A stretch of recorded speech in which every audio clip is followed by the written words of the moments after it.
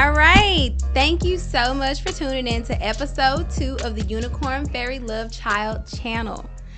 I am so excited about today's message and conversation because I feel like it is imperative that everybody knows where growth comes from and how to get to where we're trying to go. And I have 2 wonderfully beautiful guests today. I have Samantha. She is a mom. She runs a nonprofit organization. She was able to get it out the mud with her own 2 feet. And I am extremely excited for her to be a part of this conversation. And then I have Anita, who also became a monster monopolizer of her own brand. I think Chiq has, 7 different entities at this point? It's 5. It's 5.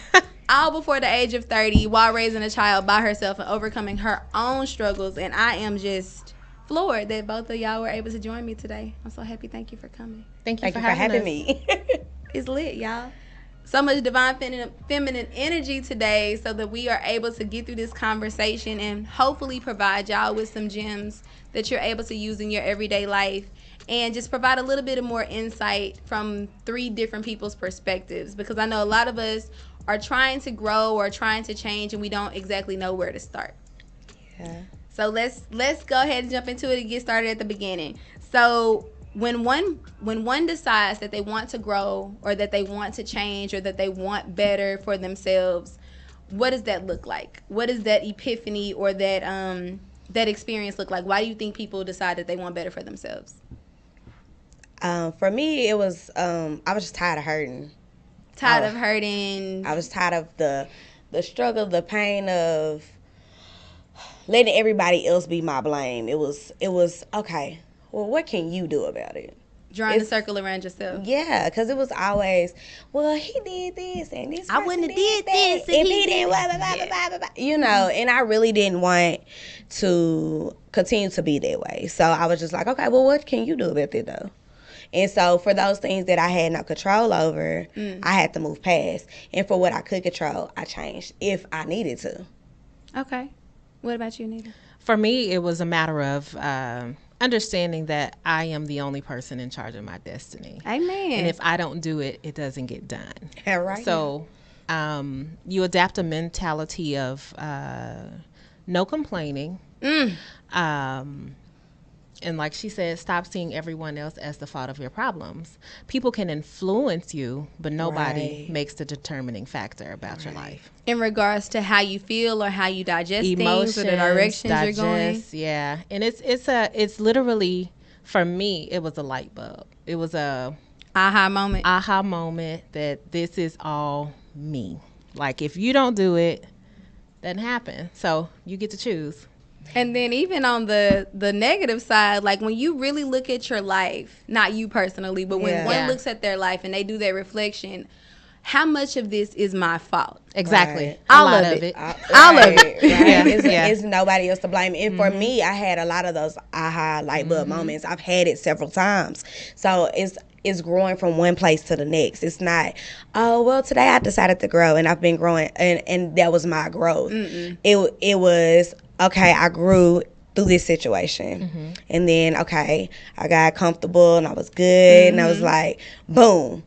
Oh, now I'm stuck again. What do I do now? And then I had to grow again. I had to have another aha moment. So for me, especially being a teen mother, I've had it several times. The aha moments or the moments of clarity and reflection to say, like, I want better than this. Yes, all of it. The aha moment, the I need to do better. I want better. And not just for myself, but for the people around me, my children, and then to be the better in someone else's life. So okay, so that definitely I feel like is what I was talking about in regards to what starts the growth. For the majority of people, there has to be a certain situation or the birth of a child or the fail of a business. One of my good friends was telling me, I want to say it was the other day, that people have to be completely and totally burned down in order for them to be who they truly want to be. Right. Because if you are, I always tell people that, like, I really don't like rich people or people who are affluent, because it's like you don't really know what it's like to have to grow. Yeah. You get like, okay, Johnny, you're going to do this, and then you're going to do this, and then you're going to do this. But what if there's absolutely nobody around you telling you what your step 2 is? Right. Then what do? And then what you were saying about the complaining, we tend to exalt that blame onto other people.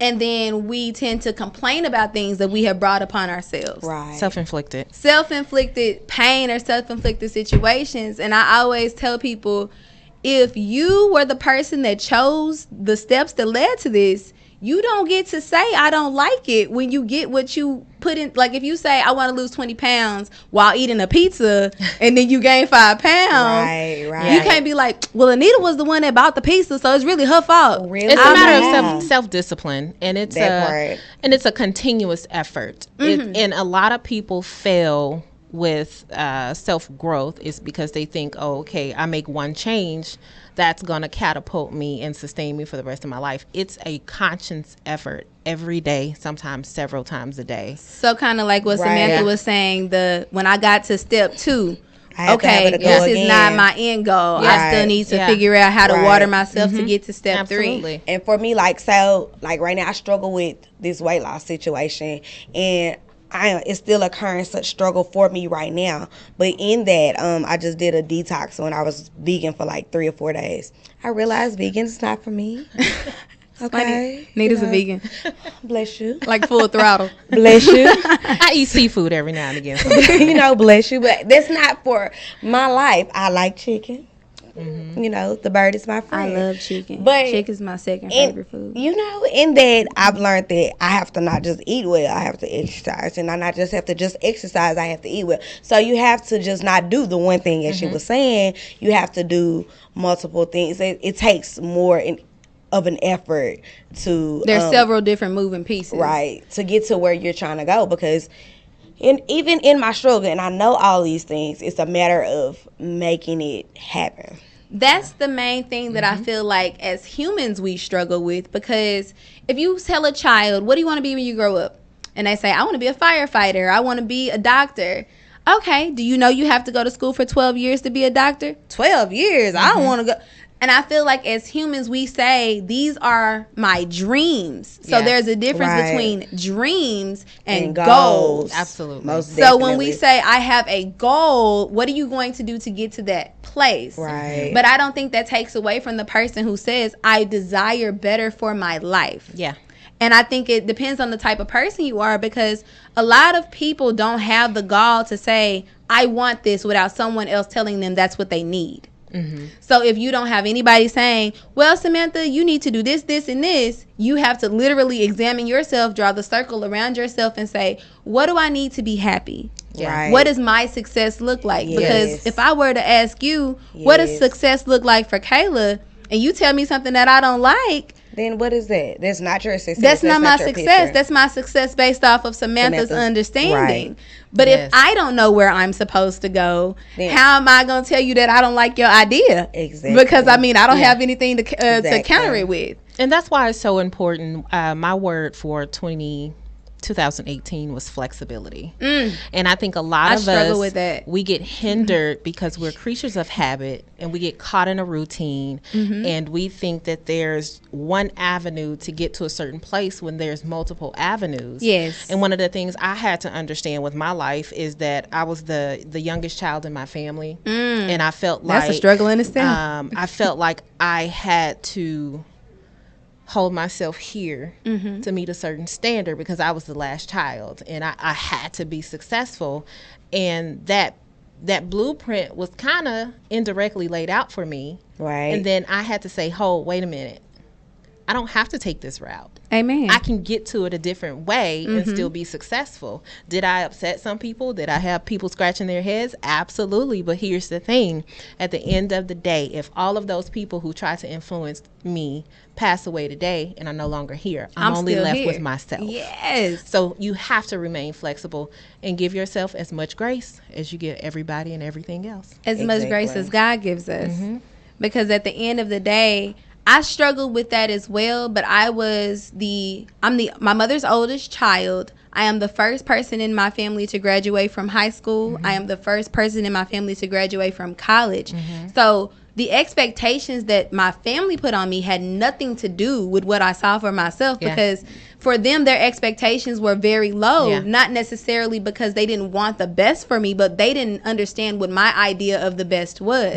So every time I would hit another level, it would be like, wow, like you did that. And for me, I would be like, this is not enough. It's basic. It's not enough. Like I already wanted to do that. Like I want to do this, and then I want to do this, and then I want to do this. And every time I would do something else, I would never pat myself on the back. I would never say, that's a good job that you were able to graduate. But you graduate have to. early. Or that's what I mean when I say I struggled with not necessarily self-confidence, but being satisfied with myself. Because I put so much weight on, well, I might have done X, Y, and Z, but that's not good enough. Like, I feel like I could have done better. And that's as a mother, as a wife, as a person, as a Christian. Right, I understand. I'm always saying, well, I can do better. I can do better. Because somebody will be like, oh my gosh, that was amazing. This is this. And I'm like, yeah, I messed up on part number 337. So it's really not perfect. I really could have done better. But here's the thing. There's no such thing as perfection. And perfection creates false anxiety.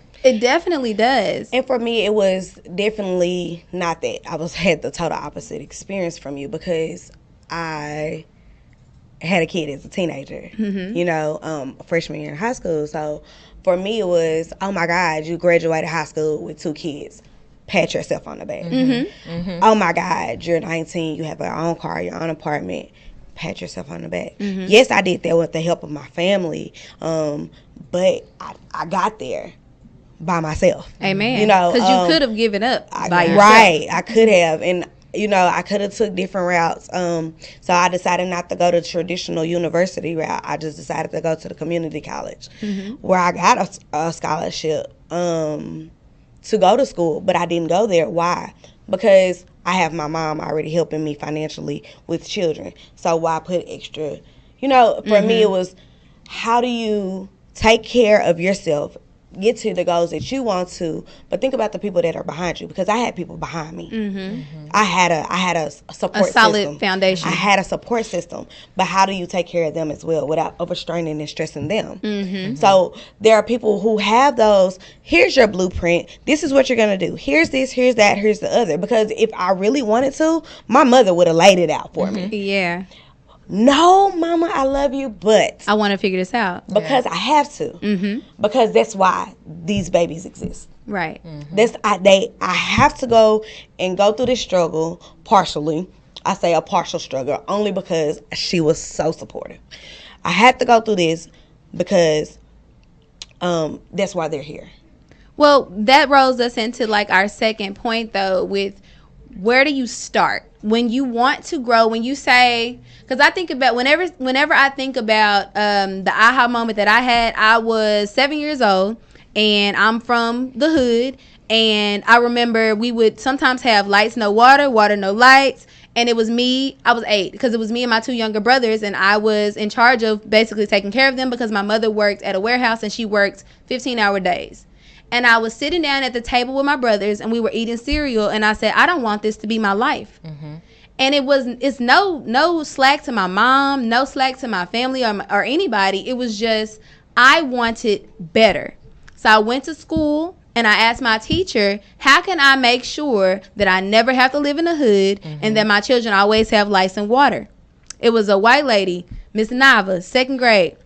She said, you're really smart. You can go to college, and if you go to college, you can get a good job. What do you want to be? And I said, I want to be a biochemist.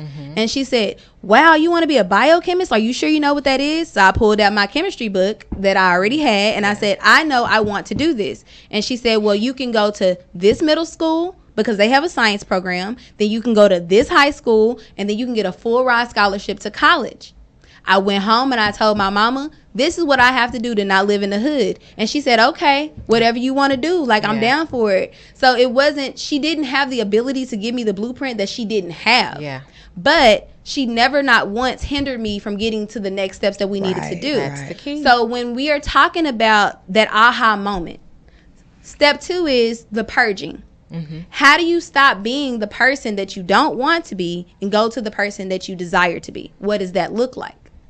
Well, for me, it was to not be the person that I didn't want to be anymore. When I was after high school, after college, I just say out there. Okay. Well, I didn't want to be out there no more. I was in the streets. I had dudes galore, but I had 2 boys that I needed to raise. Mm-hmm. And did I want this to be the example of a woman for them? Yeah. No. So I didn't want to be out there no more. Well, where do I stop? Where do I start? Well, I have to stop. Mm-hmm. Yeah. In order to start the toxic behavior. In order to start, I have to stop. I have to stop doing what I'm doing. I have to stop all of the negativity. I mean, I cut that off, and in a matter of 2 or 3 days, the goods just start flowing in. It was like is magic. This real? Yeah. This can't be this real. My life? This can't be real because this is not how it's supposed to work. Mm-hmm. But when you have God on your side, that's how God works. You pray, no matter how bad you are, then those things work out for you. Absolutely. Because can never go too far that you can't come back home. When I tell you, y'all, it was low, and the count was getting high because I was out of control because self-worth had disappeared. I had to go find that. I had to go find me by myself. I had to go sit in the corner and cry. I had to go find me. Where is the love for yourself? Because I knew how to love my children. I knew how to care for them. You didn't know how to love you. I didn't know how to love me. I never had the chance to. Yeah. I never had the chance to. I did not know how to love me. So when you said that you stopped those toxic behaviors, how did you identify them? Because we have a lot of humans who say, I want better, but they don't understand. Like, because when you think about somebody who's living in filth or living in squalor, like when I think about hoarders, because I think of emotions and things like that as personal baggage and like overpowered by bags. Yes. So when you go into a hoarder's house, they clear a little space for you, and they clear a little space on the couch, and they offer you a drink out of a dirty cup, and they take their drink out of their dirty cup, and they looking at you like, why you not drinking out this cup? Familiarity. And it's like you don't understand that this is bad for you. Yeah. So if you have been living in this toxicity or you've been living in this negativity, how do you know which things to remove and which things to keep? I personally don't.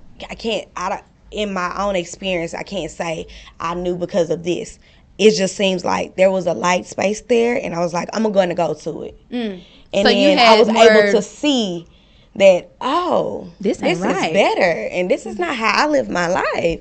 So how do I get here? And then I had to go back and reevaluate. For me, it was seeing something good or seeing a brighter space than the dark space that I was in. So it was a reevaluation is where I began.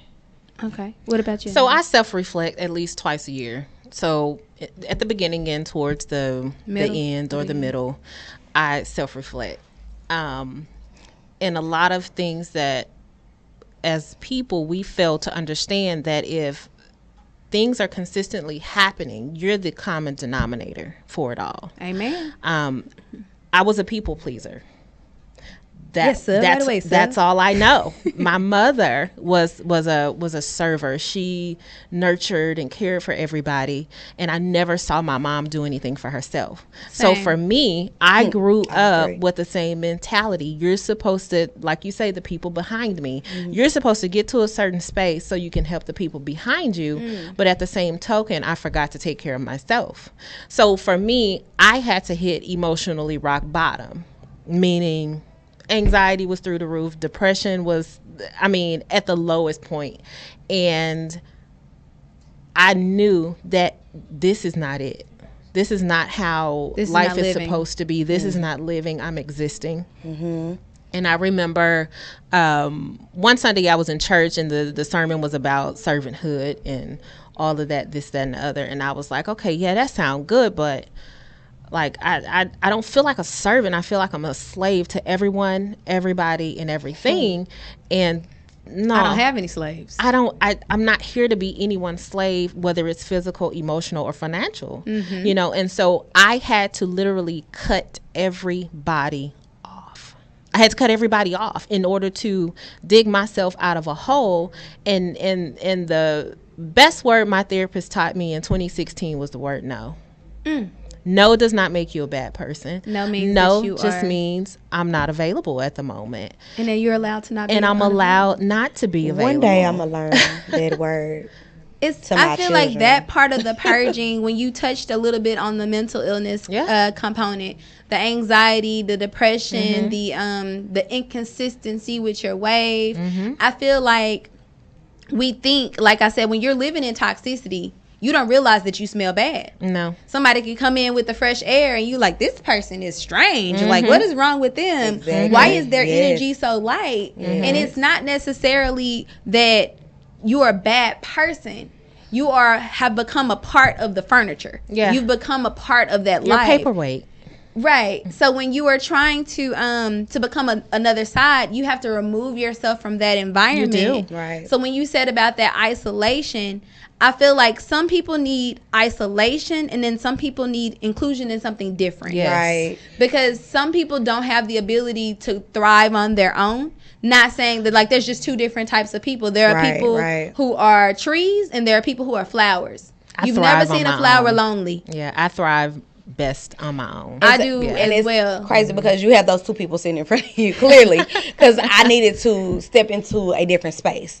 And when my husband re-entered my life is where that space came about, because he's always been there. That's my partner. You know. He's always been there, but when I start letting all those dudes go away, like, bye, y'all, I can't. He was like trying to weasel his way in, and I was like, but I really just want to be me. And he was like, by myself. I was trying to be isolated, and he wouldn't let me. Because that was my son. That might not have been that's not your story. It's not. That's what I mean. And then from your perspective, I had a similar experience, but it was more of I know that there is no one around me who can show me where I want to go. Right. Because none of y'all have ever been there. Right. No. So when I'm listening to people say, well, you need to live in this place and you need to go here and you need to do this. And it's like, but I don't want your life.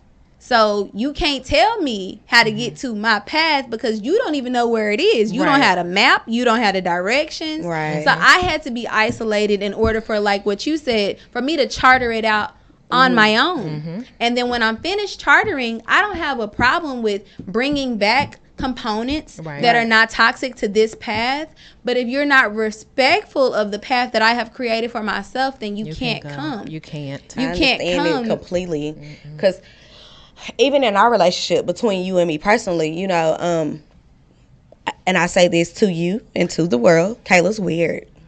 But I love Kayla for who she is. You know what I'm saying? Like, I can't come back into Kayla's life when she is, well, I do everything with my bae, and I'm not doing nothing without him. Yeah. Kayla, you weird. But you know what? I respect that. And and for that, I love you that much more. And if I didn't, then our relationship wouldn't be the same. So you have to know how to respect other people's pathways. And the inclusion, the topic about inclusion, and I was sharing this with a client of mine probably a week or so ago, but when you start to figure out who you are as a person, you understand that no one person or no one group of people can provide you all of the support that you need. I have probably about 3 sets of friends. Same. They're all separate from each other, but each they one of those wouldn't even know what they were talking about if they was all in the same room. They wouldn't even vibe. The vibe, I would be talking to everybody and everybody be looking like. But each one of those groups provides something different to you, for me, that I need. I'm not married. I'm a single person. I'm completely content with being single. I'm in that phase of my life. If I get married, great. If I don't, awesome. But each one of those sets of friends creates a different goal for me to reach. I'm not the smartest person in the room. If you're the smartest person in the room, you're in the wrong room. You're in the wrong room. The wrong room. So, for real. I really don't like a lot of us, when it comes to inclusion, we don't like inclusion because inclusion creates accountability. It creates accountability, and then if you are in the wrong if you're included in the wrong circles, they can become very draining to you. Emotionally draining. If you are the most positive person and you go around a group of negative people, they're going to draw from that energy. Deplete your battery. Darkness will always need lightness to exist. I deal with that on a daily basis, and I have to leave. I personally, that was a part of my growth, because at the beginning of my growth, I always knew as a child, I want to help people. I want to be a scientist. I want to travel the world. Eventually, I want to be a missionary. Like, I don't even want to live in the U.S. I just want to spread God's word and, like, change something health-wise, like cure cancer, AIDS, whatever it is. But I want to be the person that helps everybody else. But I kept vocalizing that, and God kept bringing people into my life who needed help. And I'm like, dang, you got to be careful. Another broken bird. And it's like, but I'm gonna fix you, broken bird. I'm gonna help you. I'm the fixer of fixing. And that's okay, but you have to understand your assignment. Not everybody and everything is assigned to you. That's what I'm saying. But when we speak things onto ourselves, they become our lives. They do. So when I got tired, when I got drained, God reminded me, this is what you asked me for. You said you want to help everybody. And I was like, but God, I ain't mean everybody. But I mean, that's what you said. What you said. You spoke that upon yourself. And when it comes to leaving those situations, I cannot stand negative energy. Like, I will do anything to make it stop. Like, kind of like a crying baby. Like, do you want a pacifier? Do you want a bottle? Do you need to be changed? If someone is complaining, whatever I got to do to stop you from complaining, you could be saying, I want $1 million and I ain't never got $1 million. I'm going to draw $1 million on a paper. Here, hold it. Hold this $1 million, because I can't take it. Because a part of my growth was isolating myself from people who were draining to my energy. And when I isolated myself from people who needed me to thrive, I grew so much bigger. I grew even bigger than what I thought. My path that God had for me to help people was not indicative of me helping every single person. And it's so crazy, because when my husband and I were just friends, he was telling me that I didn't have any friends that were men. And I was like, what you mean I don't got no friends? Like, I have 30 people. I talk to these people all the time. They always need me. And he was like, they don't need you. You are a needable person. People are needy because you give them that energy. They want to be with you. And I was like, you think everybody want to be with me? Like, nobody even think about me. You become an emotional rehabilitation center. And I definitely was. And I was saying, but this is my purpose. I'm supposed to help people. But my idea of what God had in store for me and how I was enacting that idea, I wasn't doing anything wrong, because I was still doing what God intended me to do. But the path that he had for me, I was never going to get there carrying 30 people in my bag. So when I unloaded that bag, because I was like, well, what if I stop talking to this person and they kill themselves? And he was like, well, then that's what they was meant to do. And I was like, no, because I talked this person out of it, and then this person was going to go to jail, and then this woman did this. You're crazy. Because you going over everybody else's life. You will become compulsive. I will not be responsible for any other human being other than myself. And so you had to do that so that you could grow. I was having a discussion with my husband. We was talking about when I die, what I wanted to do. I was like, babe, I'm going to be a tree. And he was like, how? I was like, there's a thing where you can put me in a pod and I can be a tree. Amen. Okay? So I'm going to be a tree. And he was like, well, what kind of tree you going to be, babe? And I was like, I'm going to be a willow. And he was like, why? That's the crying tree. He's like, that's the crying tree. I said, because I need to weep for all of these people that I have touched in my life. So that they can still thrive in my growth, then I can weep. And he was like, why would you want to do such a thing? Why would you want to weep all the time? I don't understand that. It's not for you to understand. Sir, listen. Okay, so I have person A, B, C, D, E, F, G. I said, okay, listen, just take 2 and 10. Let's just take my masterpieces and look at them.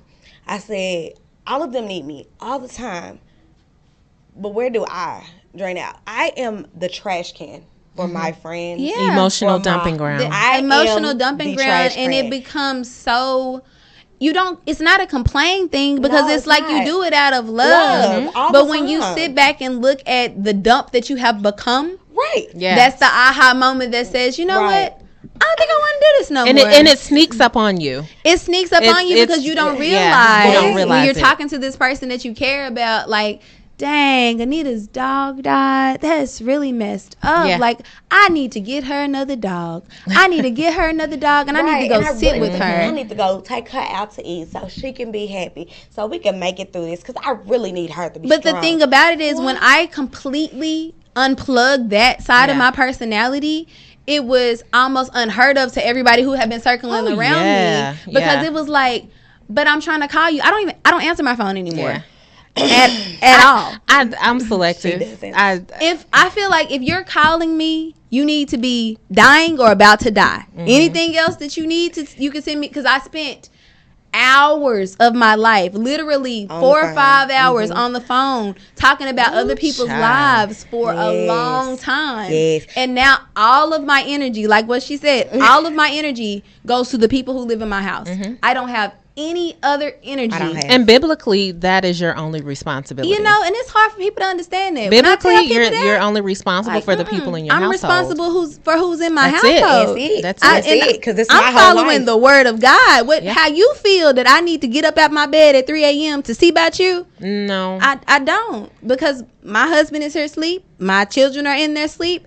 And that has to be enough for me. Because if I start to unravel myself and I become the Kayla that everybody can call, that everybody, I need $20 because I did this, and this. Yes, I ain't even got $20. And you create unhealthy boundaries. I create unhealthy boundaries, and then that stuff starts to seep inside my household. And then that energy starts to transcend between my children. And then that creates a problem between me and my husband. I don't need to be spending 20 minutes talking on the phone to somebody about their problems, and I can't even help somebody that's living in my house figure out their situation. Right. And so with my situation, even with 2 and 10, because that's me still, even with my masterpieces, I have to go and tend to them. They need me. They did this, that, and the other. And it might be 3 o'clock in the morning and I'm driving to Commerce so this baby don't go to jail. But in that, I have to know, before I can even do that, I have to verify and make sure that my household is okay. So that, knowing that in itself, then I can go out and I can do that. I had to come to a point, because there was a point where all of that was draining and I was just a trash can and I was overloaded. But I've learned how to dump. It'll drive you crazy. And if you're not emotional and spiritually armored, protected. That armor is some serious, child. You have to understand, and I do this frequently now. If someone needs me, I take a quick second to evaluate my mental emotional health. Because if you don't have it, are you able to do this without jeopardizing your sanity today? Yes. And if the answer is no, I'm sorry, I'm not available. Because most people won't even ask you how you're doing. No, they don't. And it's just, I need to, and I feel that way with adults, because I tell people this all the time. I have the patience of Moses and Jesus when it comes to kids. With adults, I get annoyed. Like, I'm like, how are you still going through this? Like, why can't you? I've already told you the answer. I'm gonna give you the same answer you asked me the first time, so I can't talk to you about this, because you're draining me. With a child, it's more of a direction. Like, you don't understand this, and it's an understanding. It's an understanding. Adults feel like they already got it figured out, but you still asking me questions. And I say that all the time. Like, I can't. I rather work with kids. I can't do adults. I just can't. I can't handle them right now. And they were like, "Well, you're an adult," but I'm an adult with understanding. I have understanding. I'm the total opposite. And I deal with women on a daily basis. I'm a hairstylist by trade. That's probably why you've gotten the thickest skin. Because for me, if I know you did something for something to go wrong in your life, if I know you spent all your money on hair, and you're telling me that you don't have enough money to pay your car note, I can't be sad for you, because it's like, but you knew what day your car note was due when you spent the money on the hair. Oh, but I have a reason. I just want you to know. But I don't care. Like, I cannot jeopardize my purging or the growth that I have gone through, or the doors that had to get shut on me, because God had to literally put his foot on my neck for me to change, because I had in my mind, I am doing this the right way. Like, how does nobody around me understand, like, this is how I'm supposed, I'm following the Bible, I'm keeping my legs closed. I'm taking care of my child. I'm going to school. I am doing everything correctly. Yeah. But nothing was lining up for me. And it is because I was going with my own understanding. That's it. And I wasn't allowing God to direct me. Girl, in 2011, because that's today's scripture. I'm telling you, in 2011, because I got saved when I was like a baby, like 7 or 8 years old. And I was going to church every single Sunday. Right. Even when I got my first car when I was 16, I was driving to church every Sunday. And you know this, Anita. Yeah. I had my Bible with me. Yep. I was, anybody that had any questions, I can quote it for you. In between 2010 and 2011, I had such a dark time. Yeah. And I couldn't understand, why is it so dark, God? Like, I have not, why are you allowing this to happen to me when I've only been following you? Yeah. But that's where growth comes from. Right. And then in 2011, I was like, I'm going to approach this a completely different way. You have to. Because at this point, I'm doing it out of habit. And I'm not doing it out of understanding. It out of habit. So let me dive deeper to figure it out what it is that I'm missing. So that was the hiccup for me. Right. Because I was walking on the path that I thought I was supposed to go on. But when it came time, that was consistency. That wasn't growth. Yeah. I wasn't hitting another level. Right. So when I decided to go to another level, it was like, okay, so what does this Kayla 2.0 look like? Yeah. Life is a staircase. You know, it's a staircase. So you go up a flight of stairs and you hit a platform. So it seems that in that story, cool. you was on that platform, but eventually to get You higher, gotta go to the next you step. got to go up some more stairs. And those are also that aha moment. Those are those points of growth. That first step, that's where you start. Where do you feel like people fall short when they're trying to grow? And because I feel like it's when you're trying to let things go, because like I said, you get so comfortable in the toxicity when it comes down to, well, I gotta let go of this friend, I gotta let go of this boyfriend or this girlfriend. Maybe I can't talk to my daddy as much as I did because my daddy is doing me dirty. Maybe I need to not eat this kind of food, or maybe I don't need to go to this kind of place. Well, because this is what I tell people, because when I was my just last growth spurt that I just had, I call them growth spurts, I was recording the prayer line like I normally do, and then I was approached that I should have my own ministry, and I was like, definitely not. I'm not about to lead no ministry, because one, I'm not about to stop listening to trap music. I'm definitely, my attitude is not at the level to which if somebody say something that I don't like, I'm still not gonna pop off. I'm not gonna pop off. Yes. I don't feel like that I have the patience to deal with a flock of people, because if somebody come in asking me a question more than one time, I'm gonna be like, I just told you. But God literally forced that on me. It was like, nah, you think that you don't know what you're doing, but you know what you're doing enough that people want to listen to you. And ministry, and so for 2019, to go back to your question, my word for 2019 was unlearned. We have to unlearn everything that we've been taught in order to get to the next point. Okay. And I have been told my entire life that you're going to be in ministry in some shape, form, or fashion. And I completely agree with that. However, my ministry is not standing in anyone's pulpit. Hallelujah. It's not standing in the pulpit. I don't want that hairstyle. I don't want them suits. And it's not about about ordination. It's not about any of that. No. It's not about because conformity. there's a lot of things, and I went through a phase of spiritual disconnect on purpose, because I needed to understand the Bible for myself, not based on what my parents taught me. So I had to completely unplug and ask God, okay, I need you to tell me what this means according to how you want it to apply to my life. And a lot of us, we get mistaken, or we allow again other people to create a blueprint. Okay, well you pray so well. You need to do this. You need to Don't tell me what I I cook. Oh, girl, you need to open a restaurant. No, Bye. I don't. Bye you. Yeah, I mean, and we have to, and the thing, it's flattering. People are going to. It's beautiful. It's that people beautiful can recognize that in people you. recognize that in you, but you have to be solid and sound in yourself. You have to unlearn that. If somebody gives you a compliment, you're supposed to roll with it. You don't roll Not with all it. the time. Just say thank you. You just say thank you. Oh, you know what? might have to think about that. But if that's not your goal and your path, and that's why a lot of times you can do the right thing out of disobedience. Amen. I'm not about to get stand in nobody's pulpit. You don't know if that's God speaking through that person or if it's some other entity that's trying to get you in the wrong direction. There's God sent, self sent, and people sent.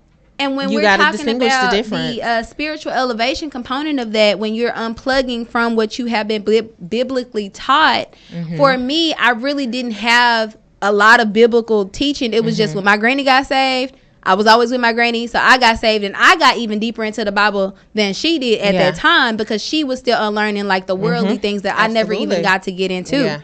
And I'm thankful that I've never had the urge to drink alcohol. I've never had the urge to do drugs. I've been who I've been because that is the way God designed me. You to be. But when it came down to my spiritual belief system, I know that the spirit is way deeper than what's in the Holy Bible. So when I wanted to look at other things, when I wanted to look at the Vedas, when I wanted to look into Buddhism or Hinduism, or when I was looking at practicing spiritualism with the things that God has already placed on earth for us, when I bought my first set of crystals, I was 19. And my mama was like, I think that's for witches. And it was only based off of her level of understanding. Yeah. So it was, why do you think that that's going to help you? And I said, why do you think that it's not? So when I started to read about it and I would give her information on it, and I think I bought her a necklace or something like that, and she was like, this is really sweet. This is cool. Just like what Sam said, she's like, you're really weird, but I know you're yourself, and I'm never going to deter you from doing anything that you feel like is going to make you more powerful. And when I wanted to get into healing, because I wanted to go completely against medications and all of that, and it wasn't working for me, and I said, well, God doesn't want that for me. He wants me to understand this, but this isn't my gift. But I've been talking to spirits since I was a baby, since I could barely form words. So when spirits were following me around every life path that I would hit, it was like, okay, well, I guess that's my gift. I guess that I'm always going to be protected and connected to people who have passed on. And it's just a spiritual sensitivity. It's a spiritual sensitivity, and it's a knowledge of self. Because when I was not open to understanding that, I probably wouldn't be able to hear them. Right. Or if I was listening to the direction of a person that says, oh, no, you're crazy. If you're seeing people when you go to sleep, you need to go to the doctor. Right. That's not something that we as humans are able to understand from other people's perspectives. And then it's, well, now I'm discouraged because Samantha said that I shouldn't be seeing spirits. So now I need to, that's where self-awareness, you have to be self-aware. And you have to be solid in yourself. I can't judge the next person based off what they are solid in. You know, the Bible tells us to be persuaded in our own hearts. Like, I can't tell you that, okay, nah, girl, you crazy. You know, we want to, but I don't know what's going on. We can't do that. I don't know what's going on. And a lot of people you can't even fathom what that person is feeling and what they go through.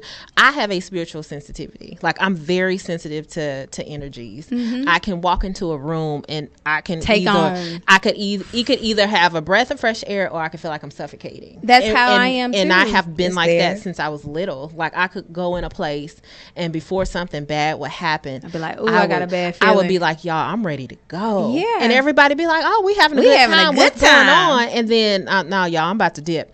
And things will pop off. So people outside of that don't understand that. And that's okay. Yeah. And for me, I don't have that type of energy, but I do feel the energies of people. So you could be having a very bad day and you've said nothing to me. You've not even looked at me all day. Like, and I walk up to you and I'm like, what's wrong? Do you need a hug?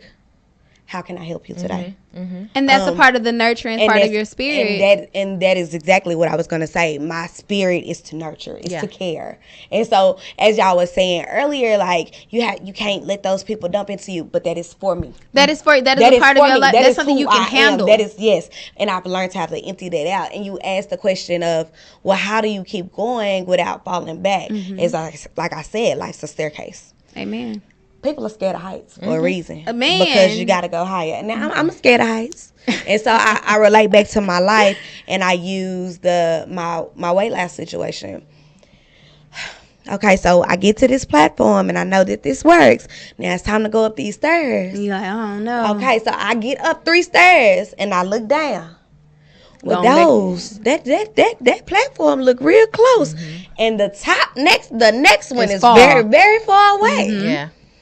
that's where we fall back.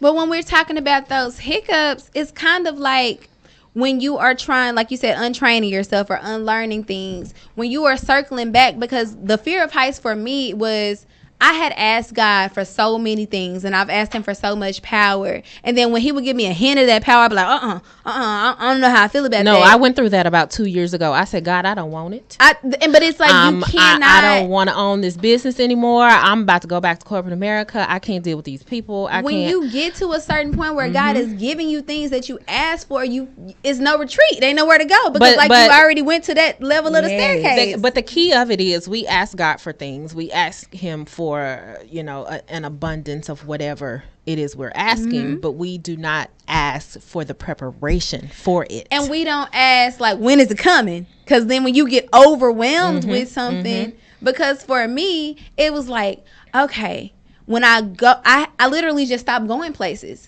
I had asked God a long time ago for the power to read minds. Oh, girl, no. I did. When I was like 14. I don't want that. I can now tell when anybody is lying to me. Yeah. 100% of the time. And sometimes that hurts. And I hadn't really considered, like, what if I don't like it? That I know? Because I can't say, Samantha, I know you lying, because then you just gonna lie some more.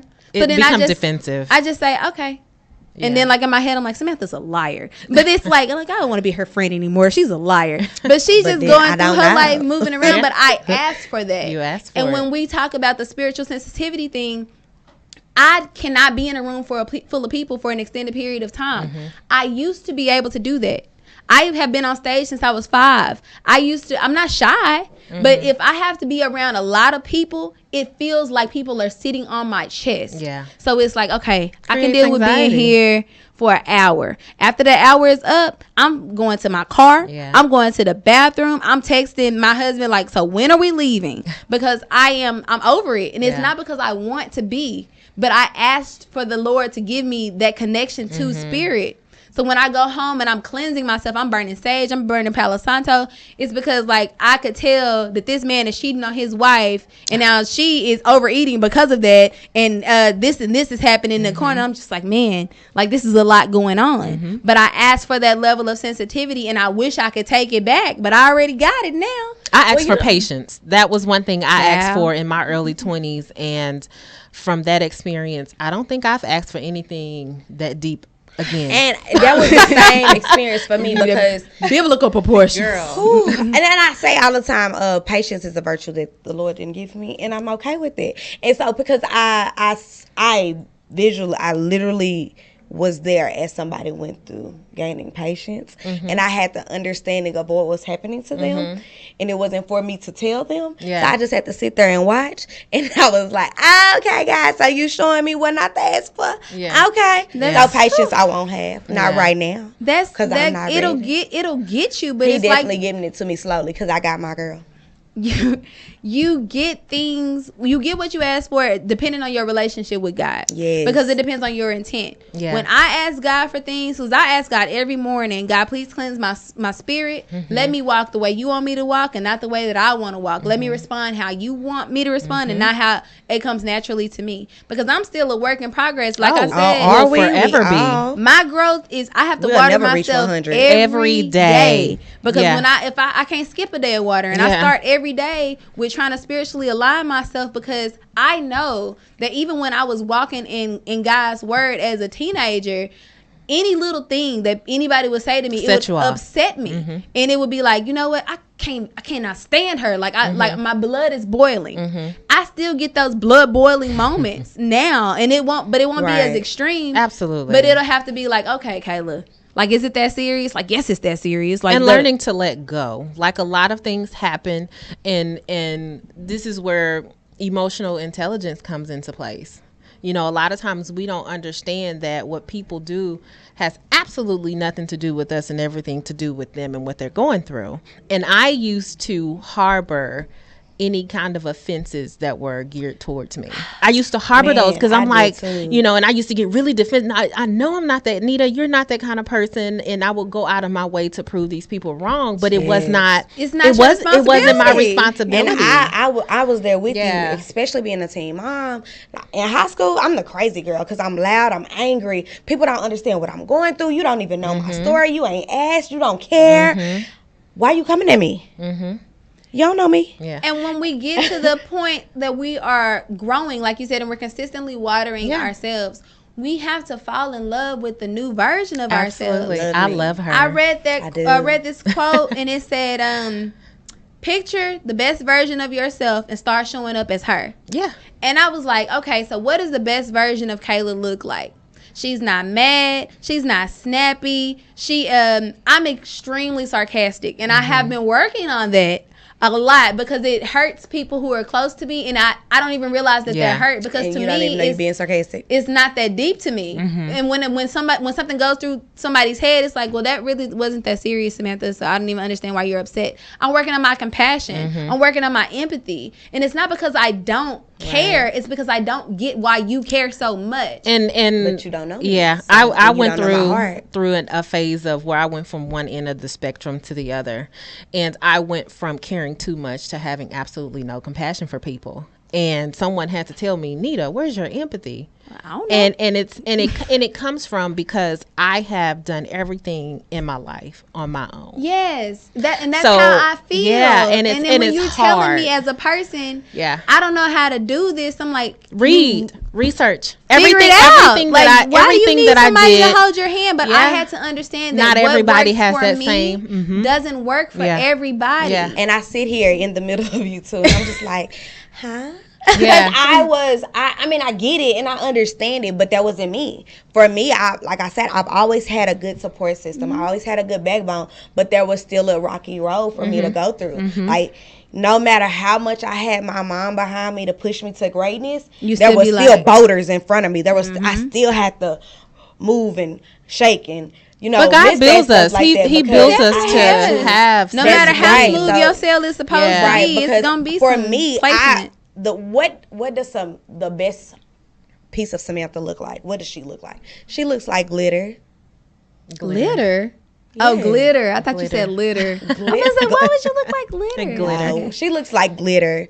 And at this point in my life, when I go to work every day, people tell me, oh, you're just too happy. Well, thank you. Because that's what the best version of me looks like. That's what the best version of me looks like. The best version of Kayla looks like there was light, so sunlight. much. That's what I want to be. Mine is glitter. And because of that, I have to be, because I had been so dark for so long. Now you want to be shiny. I got to. And you're allowed to be. Yeah. What does the best version of yourself look like? I get all the time that I am a breath of fresh air. See, fresh air, sunshine, and glitter. That sounds like a party outside for me. It does sound like a party. Definitely a picnic. And then when you are falling in love with that glittery or that airy or that bright person, you cannot allow anything outside of you to toxify that, to taint it. And let me tell you, because there will be somebody that says, I don't like glitter. And so my husband says all the time, he asks me, what's your favorite color? My favorite color is glitter. That's not a color, babe. Glitter could be any color. No, babe, I need you to know, and I want you to understand that glitter is a color. It's a color. It's a color. And whether you believe it or not, for me, it has to be a color because you cannot take me away from me. Yeah. Even as my rock, as my foundation, he's finally come to the understanding that glitter's a color. He still don't agree, but he understands. It's in his best interest to understand. He agrees that glitter is a color because now he understands that I am glitter. But it has to be a part of your appreciating your growth. Because I look back on my life, because I got here by myself. Yeah. And when I got married to my husband, who was my soulmate, it was like, I have a husband now, like for real. Like, I have a real husband. Like, he's a real person. He really needs me to do things because I was so used to being one-track minded. Like, I'm going to do what Kayla wants to do. I'm going to eat what Kayla wants to eat. I'm going to go where Kayla wants to go. So when he says, well, I don't want to eat that, I'm like, I really still want to eat what I want to eat. But what would you like? He's keeping me single because he's still working on me. But it's a work in progress. It is. I love my husband, and I love 7 years children. of lovely marriage, almost 8, and all of that, in that goodness, in that 8 years of love. I love you. It's still. If you're not ready, you're not ready. And for me, it was a quick flip. Yeah. Because I told y'all, I was out there, and then I went married. I went from out there to married in a matter of a year and a half. Like, how does that happen? How does that work? In time, that growth had to happen. Man, because while I was out there, I was still growing and didn't know it. I couldn't see it. Yeah, I couldn't see it happening. Because you didn't really realize what the growth looked like. Yeah, I didn't know what it looked like, and when it came hard. Yeah, it came hard and it came fast, and it needed to. Because I was a mom. And so I didn't understand that until about, I want to say about 4 years ago. And when I had the epiphany, my husband was just like, you know, it was at the death of my dad. That's usually what circles back to square one. It's the traumatic experience. At the death of my dad, it came full circle that, you know what, this is for you because... I look back over the relationship that we had, which wasn't great, you know, but what do you want for your children now? Right. So you want to be this person or do you want to be that person? Right. He's within you. Your dad is in you and you act just like him. So do you want to be the best parts of him or do you want to be the worst parts of him? What does the best version of yourself look like? And when we get to I think we only have like 5 more minutes, but when we get to the best version of ourselves, or you get to the best version of yourself, when we're talking about what does that look like, what does it look like the best version of yourself, then we have to understand that everything that you purged from that point to get to this point, you're not lacking anything that you needed.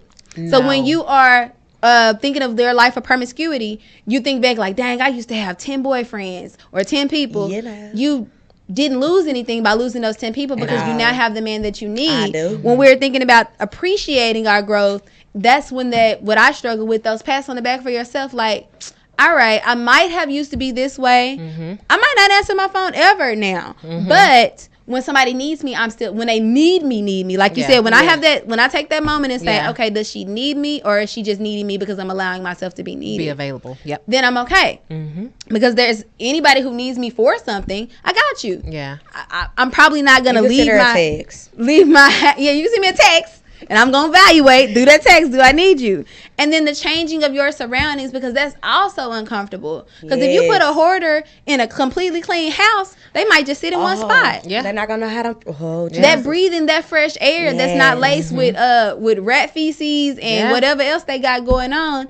It's like, your house smell weird. When you get to that level... That's when you know you've gotten where you're supposed to be because you will be uncomfortable. You will feel like you don't know what your next move is. I don't. You will look different in the mirror. Like when I'm looking at myself, when I'm becoming my best version of myself, when I'm growing past I'm growing to what God wants for me and not what I thought, because I thought I was already big. Right. And then God was like, but here's another seed. Here's a connection to where you can reach masses. Right. Here's a connection to where you can reach this person. Here's a different job. Here's this. And I'm like, dang, I'm growing and this is uncomfortable. I tell everybody a couple years ago, I was making literally half of what I make right now.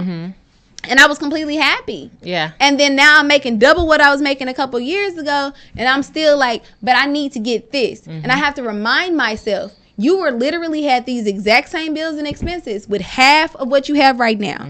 So what are you doing with that other money? Yeah. What are you doing with that other time? Right. When I'm sleepy at night and I remember days when I was working 2 jobs, I have to remind myself, you were able to do this off of working 15 hours. Come out your comfort zone. Coming out of our comfort zone is difficult, but it's so necessary. It's necessary. And it's like when you finally hit that sweet spot, it's like, dang, how was I living before this? I couldn't imagine.